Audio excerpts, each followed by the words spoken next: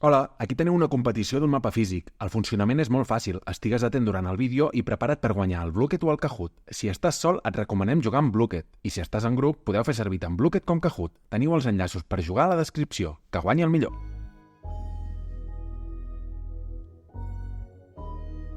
Sénia, Cervol, Millars, Palància, Túria, Magre, Xúquer, d'Alcoi, Guadalest, Relleu, Verd, Vinalopó, Segura.